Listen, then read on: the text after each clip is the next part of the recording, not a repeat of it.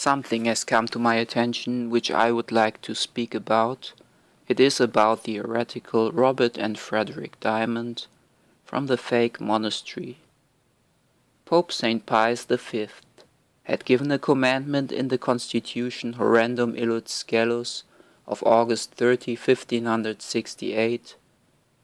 The Pope taught that horrible crime on account of which corrupt and obscene cities were burned by virtue of divine condemnation, causes us most bitter sorrow and shocks our mind, impelling it to repress such a crime with the highest possible zeal.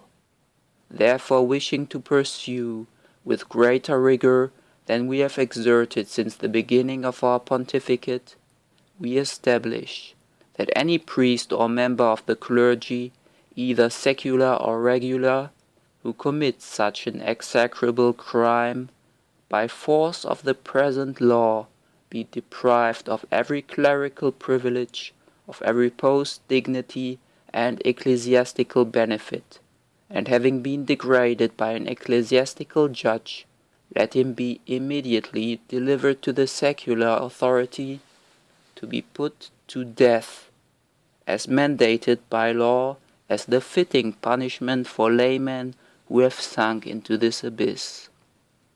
It should be noted that the apostate Dimond family blocks comments on their videos that refer to this constitution and do not allow anybody who holds this position to have it shown on either their website or their videos. This is true, and you can try to advocate the death penalty for homosexuals on their videos. You will see for yourself that they will block your comment. They are ashamed of Pope Saint Pius and do not accept his moral authority. They even go so far as to go to court in order to refute a transsexual on this point alone. The transsexual claimed Frederick and Robert Dimond would advocate the death penalty for homosexuals, and I would like to stress that there is nothing wrong with that according to a valid Catholic moral teaching. But the Dimonds feel outraged by this suggestion and go to court against it.